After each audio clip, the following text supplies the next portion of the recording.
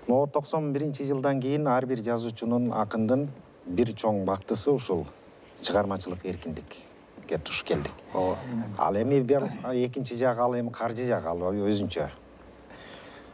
Тема толтура жазайын десе көп, бирок эмнегедир эле ушул иш мындай солгундап көп чагылдырылбай келатат.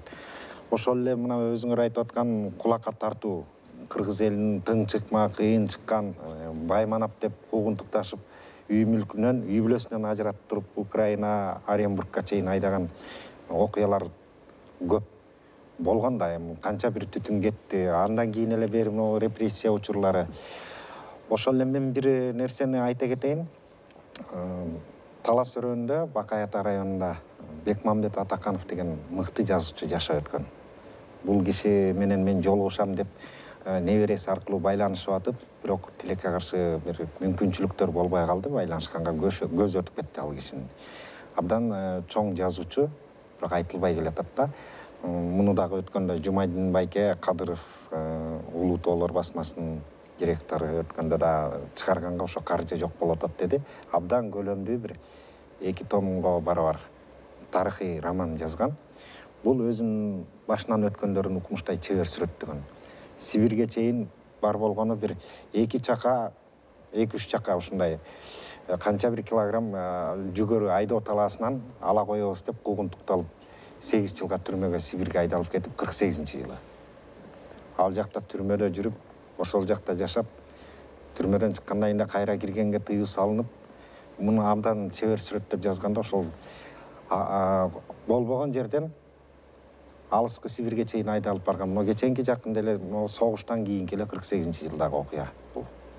Анан ал 60-жылдарда араң келип атат бияка. Ал жактан үйлөнүп, жайланып, Шор улутундагы кызга. Эми ал өзүнүн чыгармасында мыкты сүрөттөп өткөн. Эми жакында бул китеп чыгып калса, абдан 95-96-жылдары жазылган адабияттагы эң мыкты чыгарманын бири ошол болду деп ойлойм да. Муну дагы ошол китеп жарык көрсө, анан адабиятчылар, окуган окурмандар өздөрүнүн баасын берер. Андан кийин мына Манас досубуз ошол экөөбүз чыгармачылык жөнүндө көп баарлашып калабыз да. 2000-жылдарда мен башка бир темаларды айтам, тарыхтагы элге белгисиз болуп аткан, элдин башына түшкөн кыйын учурлар жөнүндө. Бул өзүнүн оюн айтат. Анан ошол учурда айтып калды эле, ушул кулакка тартылган ушундай бир аксакал бар экен деп. Анан абдан кубанычтамын, эгер бул китеп дагы бир көбүрөөк нускада жарык көрүп, окурмандардын колуна жетсе, электрондук форматта дагы жарыяланса, анда биздин дагы үмүтүбүз чоң. Жазган калемгерлер дагы чыгар, көптөгөн казылбай жаткан иштер алынып чыгар деген ойдомун да. Мен ушул жерден ушу Даниярга кошумча кылдым, өзү айткандай, чындап эле биз ушул 2000-жылдардан бери эле ушу чыгармачылыкта эриш аркак болуп көп сырдашабыз да, ушу адабият боюнча. Анан мына эсимде де дал ушул козголбогон, талкаланган тагдырлар, саясаттын, саясий көз караштын, түшүнбөстүн айынан талкаланган тагдырлар боюнча мына өтө көп ачылбай жаткан дагы темалар бар да. Айрым барактар ачылган, бирок негизинен жалпы окурманга жетип, жалпы жүзүнө ачылбай. Ошондой темаларды ушул Данияр дагы көп изилдеп жазып жүрөт да. Ошол убакта мисалы мына ата мекендик бизде азыр ушундай көз караш негизинен ата мекендик согушка катышып, ошол жерде медалдарды тагынып келгендерди биз баатыр деп билип калдык. А ошол эле учурда туткунга түшүп, 6 жыл согушуп, 5 жыл, 6 жыл согушуп, кан төгүп, бирок ар кандай себептерден улам туткунга түшүп, эч кандай документ, кагаз ала албай калган, ошонун айынан түрмөгө түшүп кеткен көптөгөн мекендештерибиз бар да. Ушул багытта мына Данияр көп эме кылып жүрдү эле. Ушул жерде мындай айта кетсе деле ашыкча болот деп ойлойм да. Билем, Данияр экөөбүз кесиптешпиз да көп жылдан берки. Анан ошол туткунга түшүп, бирок туткунга түшкөндүн баардыгы өзү багындыбы же күч менен түшүп калдыбы, баарын эл душманы деп, душман деп 10 жылдан бери дегенде 10 жылга лагерге камалып кетчү да. Азыр кийин туткунга болуп келгендер аларды чыккынчы деп биз деле көрүп калдык. Ошентип эл арасында ошондой сиңип калган да. Бирок айрым тагдырларды Данияр мындан бир 20-25 жыл мурда эле изилдеп айтып жүргөн эсимде. Ошону балким ачып бирдеке жазып, бир даярдап койгондур.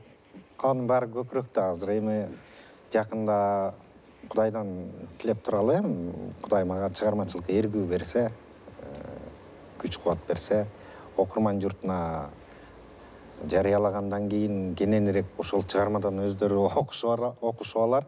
Бирок ошол эле учурда ушул сен өзүң айтып аткан Түркістан легиону мынакей айтып аткан туткунга түшүп калып, 100 миңдеген адамдар түшкөн да ал жерде.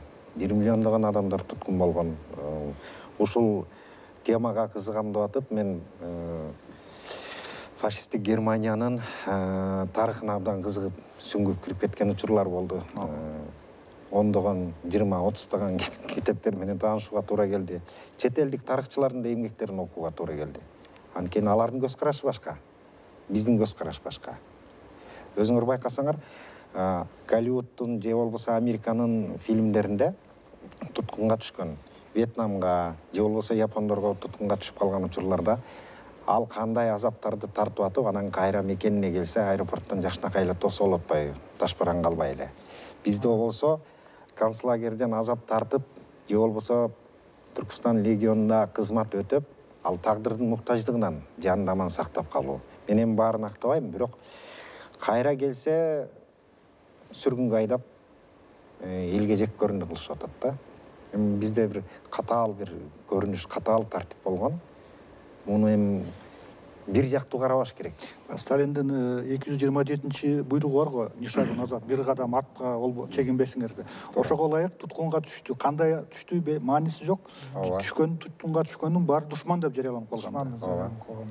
Бул кийин гана анан Сталин өлгөндөн кийин анан акталып чыгышып атат көбү.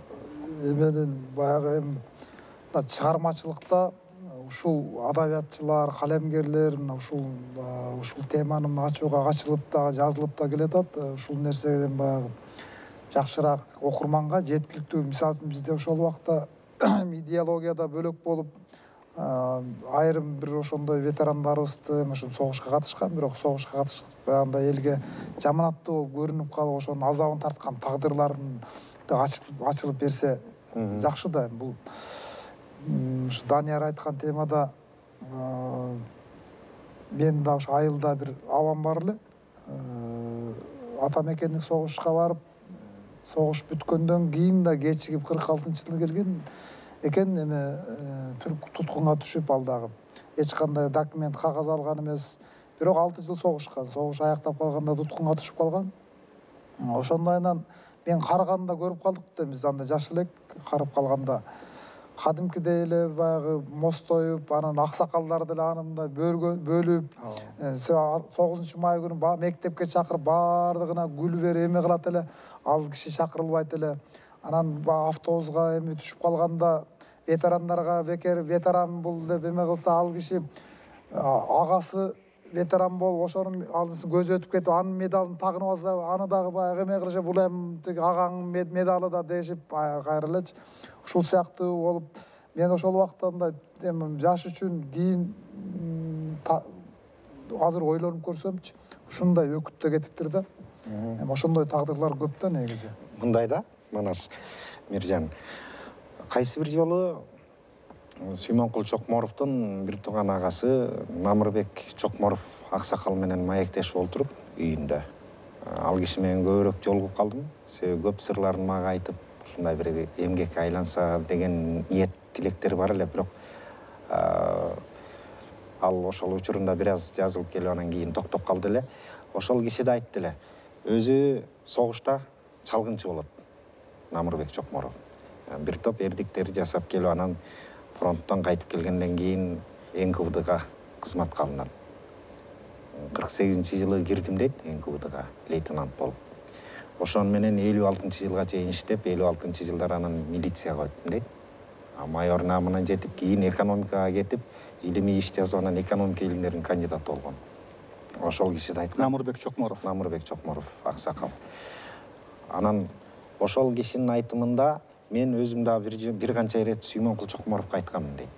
Жусуп Турусбековдун кызы мына сен менен иштейт, Лилия Турусбекова, режиссер, документалист. Ошол кызына бир айтып койчу, атаң тирүү деп айтып койчу деп айткам дейт. Анан бул кандайча деп мен Түркістан легион боюнча кызыгып жүргөнүмдү билчү Намырбек Аксакал. Себеби өзүбүз ошол НКУдун архивинде тергөө иштеринде отурганда мен да тергөө иштерине катышып калгам деп бир 7-8 мүшөктөй чогултканбыз дейт. Бардык ошол туткундардын бардыгынан кандайча түшкөнсүңөр бардыгы жазылган дейт. Эми ал ачыкка чыкпайт дейт. Анан бир топ кишилердин аттарын мен да айтып бергем. Ал дагы ошону билем, менден өткөн ал. Мен сурак жүргүздүм эле деп тергөө иштерин. Анан ошол айтат, эми Жусуп Турсбековдун биздеги маалыматтар боюнча пленге түшкөн, туткунга түшүп, Түркістан легионундагы милли адабият, улут адабияты деп коет. Жаңы Түркістан деген гезит чыгарышкан. Ошол жеринде адабий редакторлук кызматтарда бул Сатар Алмамбетовдер менен чогуу кызматташкан. Кийин анан Европа тарапка өтүп кеткен, Франция тарапка. Франциядан анан кийин Швеция тарапка өткөн. Кийинки тагдыры белгисиз, ал каза болгон деген сөз жок дейт. Качан каза болгону белгисиз. Белгисиз дейт. Мүмкүн ал тирүүдүр деп ойлоп жүрөм деп айтты эле да. Анан муну кийин бирөөлөрдөн да угуп калып, эми бул эми такталган, тастыкталган маалымат эмес. Себеби чет өлкөдө буга да маани берет. Оз эки тарых деп коет ал жакта. Бизде андай эмес. Кандай болгондо да муну териштирсе, изилдесе болот да. Себеби Европага барган бир кыргыз делегациясы ошо Швецияга 60-жылдарда бир адам басып келип, Жусуп Турсбеков силерде кандай окулат деп сурап, кызыгып. Анан абдан жакшы окулат десе, анан жылмайып, анан басып кетип калган. Кимдин эскерүүсүндө айтылат ал? Бул эми баягы мен ушул багытта көп жолугуп жүрөм да адамдарга. Ошол учурдагы адабий ишмерлерден мезгилдеги кыргызстандык адабиятчылар. Бизде Жусуп Турсбековду азыр чоң эле бул баягы жаңылык. буларды изилдеш керек. согушка ата мекен согушка катышкан курман болгондо эле билип калдык да окурмандарчы. Ооба, расмий анын биографиясында согушта дайынсы жок курман болгонбу же дайынсы жок болгонбу? Муса Жалил да мына татар акын.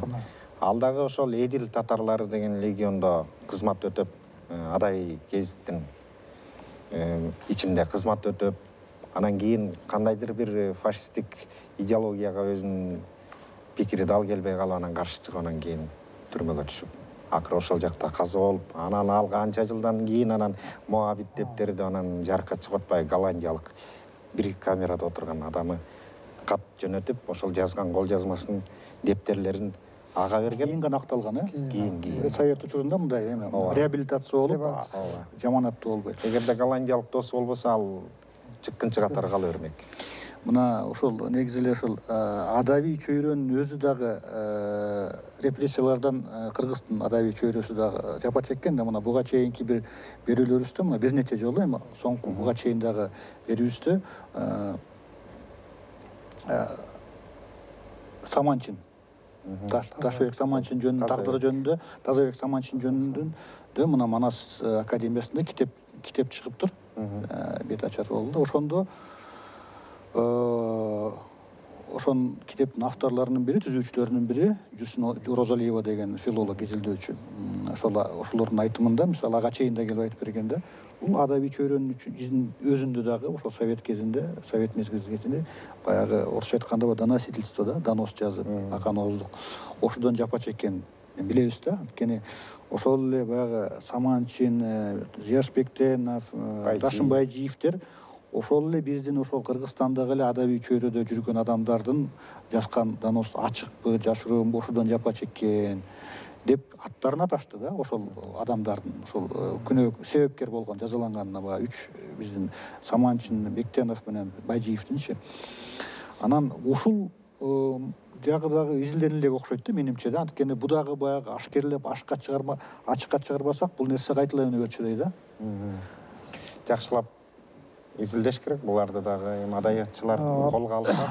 Мисалы, бул жагын алганда мына эки доордун тогошкон мезгилинде мына Аман Токтогулов деген биздин мыкты акын болгон. Анан турмуш кыстаганынан да айтылып жүрөт, КГБга баягы идеологиялык диверсияга каршы бир бөлүмдө адабий чыгармаларды текшерген бир бөлүмгө кирип, ошондо, эгерде жаңылбасам, ошондо биздин акын жазуучулар бири-бирине маалымат жеткириш. Маалымат жеткиргенин көрүп төбө чачы тик турган экен да. Ошо чынбы? Бир тобун ошол сактап да калганы айтылып жүрөт да Аман Токтогулов. Эми ал баягы кайра куруу мезгилине 80 жылдарга туш келгендир. Мурдагыдай баягы кызып турган Сталиндин учурундагыдай эмес болбосо дагы, бирок кадыресе ошондой нерселерди Болгон се Түгөлбай Казаков бир тууган иниси Түгөлбай агабыз да айтты эле ушул Аман Токтогулов агасы жөнүндө. Чыңгыз Айтматовдун Кылым картар бир күн романы орус тилинде жарык көрөр менен Москвадан алыскы атайын тапшырмалар келип тезинен жоготуш керек бул чыгарманы дегендей. Аман Токтогуловго маалымат тапшырма келип түшөт. Бирок аны ал окуп чыгып туруп эч кандай идеологиялык ката жок деп аман сактап калган чыгарманы деп. Ушундай иштер болгон өкүнүчтүү. Бири-бирин саткан, бир көзүнө жоо болгон учурлар болгон. Коркуп жашашкан. Эми баягы 60-жылдары кичине баягы жеңилдеди Хрущевдук доордо. баягы оттепель деп айтылып жүрөт го. Бирок кайра эле кийин Андроповдун доорунда деле ошол катаал тартип акырындап ишке кирип келаткан, бирок ал көпкө узаган жок да. Андан кийин эле кайра куруу. Мына эсимде изилдөөнүн аянтчасында мына диссиденттик жөнүндө бир чакан изилдөөлөрдү кылып келатабыз да. Анан ошо кыргыз адабиятчыларынын, жазуучуларынын арасында диссиденттик болгонбу, диссиденттер болгонбу деген сөз кылсак болот. Ошону мисал катары кимди келтире алабыз да? Мисалы ким айтылат да, кимиңиздер? Анткени баягы кыргызда ушундай ошол 60-70 жылдарда болобу, кийин 80 жылдарда болобу, ошол системага бир аз системаны безине сайып мындай кемчилигин көрсөткөн ошондой. Мен мисалы Манас кабарың барбы? Бул кийин чыкты. Биз студент кезде 1992 жылы Шабданбай Абдырамановдун Дыйкандар романы чыккан. Аны абдан кызыгуу менен окудум эле. Абдан көлөмдүү 690-680 беттик роман. Бул 66-жылы жазылган чыгарма. 69-жылга чейин 3 жыл аралыкта. Аны окуп алып ошол боюнча жарыялабай баягы катып жүргөн жазуучу Шабданбай Абдыраманов. Өзү акын жазуучу. Кийин эгемендикке ээ болгондон кийин калың китеп болуп окурмандардын колуна тийди. Эми аны окусаң төбө чачың тик турат. Усвалиевдик башкаруу доорундагы ушунчалык катаал мезгилди 60-жылдардын аяк чениндеги өлкөдөгү ушул билинбеген бири-биринин тымызын тазалоо прототиптери да бар ал жерде. Аны бирок адабий проза, чыгарма, адабий проза, роман. Муну окугандан кийин кимдин ким экенин ал жерден көрүп эле түшүнүп каласың. Бул прототип булундан алынган. Таанылат, таанылат, билинет.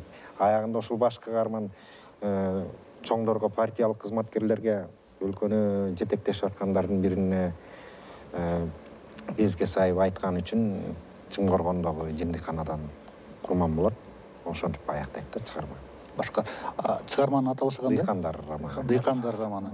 Бул көп байкалбай кетти го дейм, 90-жылдардын башында көп эле нуска менен жарык көргөн, бирок анча маани берилбей калды ошол мезгилдин шармы менен. Адабият программасына кирип филолог студенттер үчүн окулат. Филология факультетинде окулуп Дыйкандар.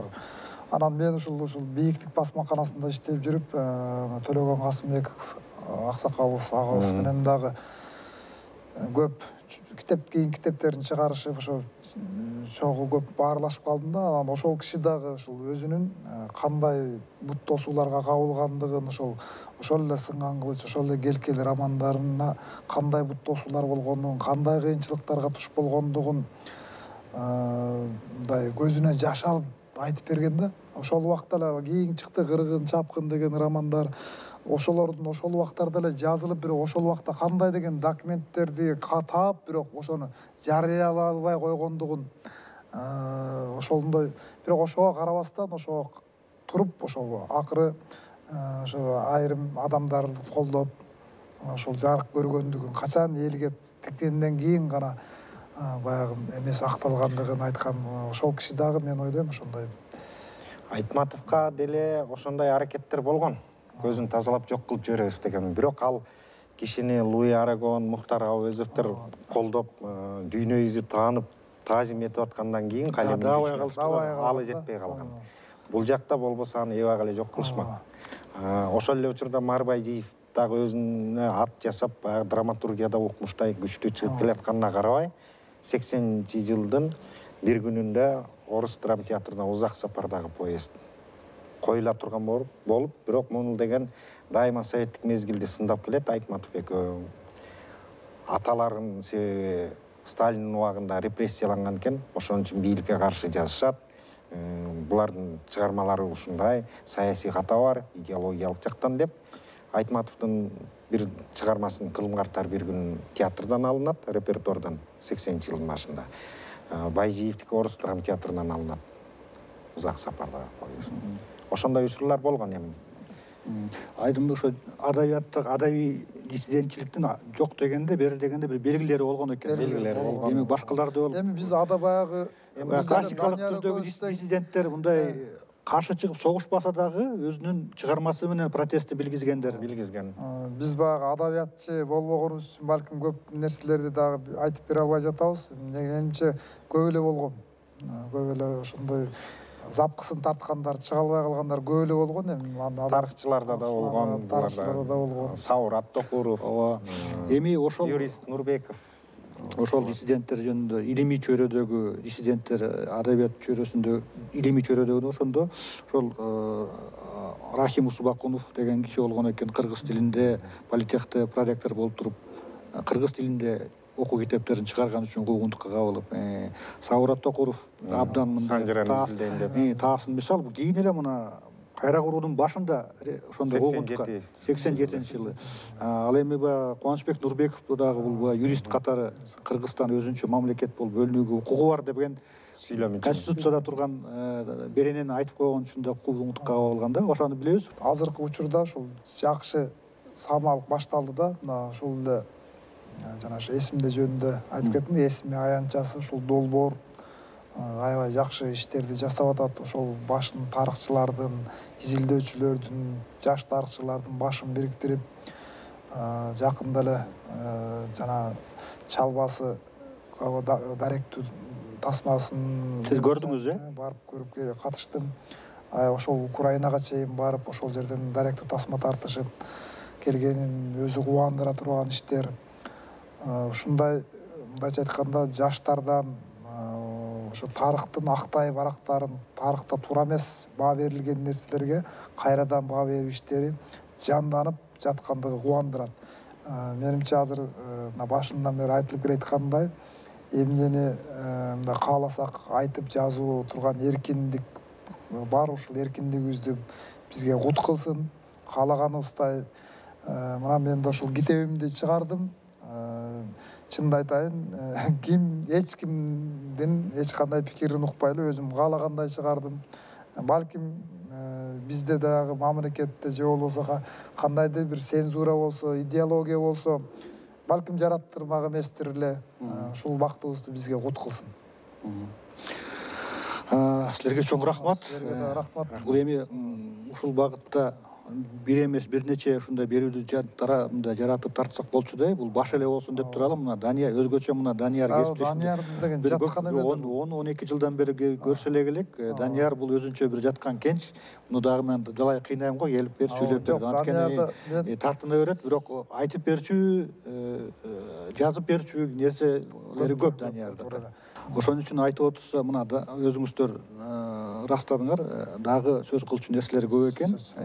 Эң башкысы аманчылык болсун, ийгиликтерди каалайм изилдөөңөрдө, чыгармачылыгыңарда. Урматтуу НТС-тин көрүүчүлөрү, эфирде эсимде берүүсүнүн кезектеги чыгарылышы болду. Кийинки берүүлөрдөн көрүшкөнчө бар болуңуздар.